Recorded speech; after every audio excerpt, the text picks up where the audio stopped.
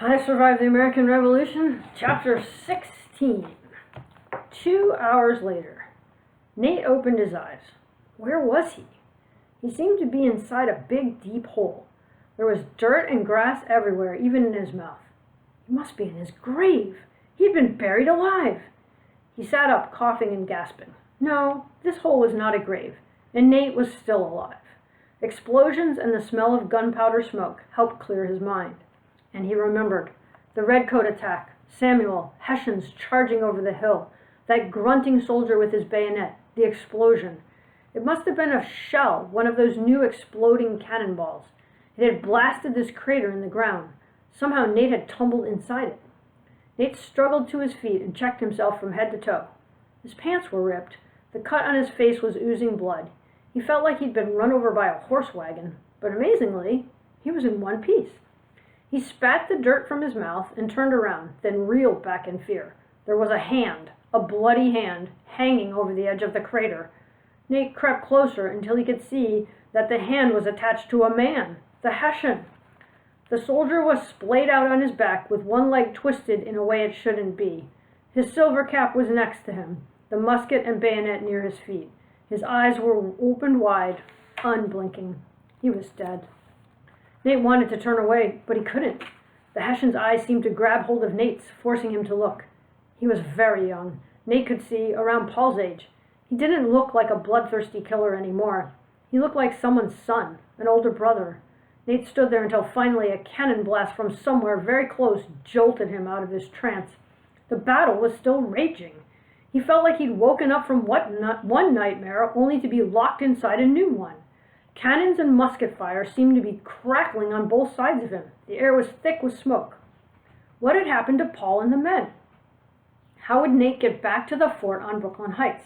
That's what Captain Marsh had told him to do. But how? He couldn't just stroll through the woods. There were redcoats and Hessians everywhere. Nate might not be a real soldier, but he sure looked like one. He was tall for his age. He was wearing the frontier shirt that James had given him. He looked like any young American soldier desperate to escape. Terrifying thoughts screamed through his mind. He'd be shot, crushed by a cannonball. He'd be caught and locked away in a rat-filled British prison. The men had told terrible stories about how the British treated their American prisoners. They crammed them into filthy basements or old, rotting ships. Most men died slowly of starvation or fevers. Paul said he'd rather get shot on the battlefield than starve to death in a British prison. Nate started to shake. He looked at the big hole in the ground.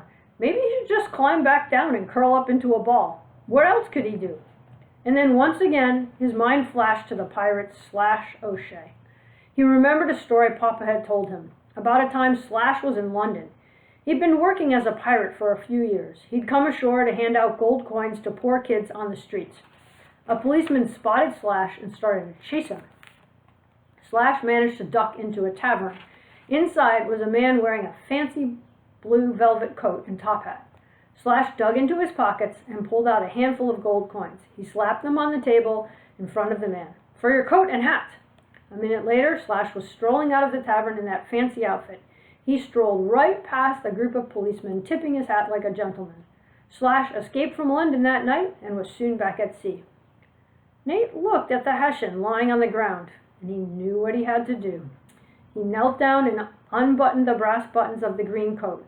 It was wrong to steal from a dead man, but this dead man had tried to kill him. Nate carefully slipped the coat off the man's body. He shook it out and tried it on.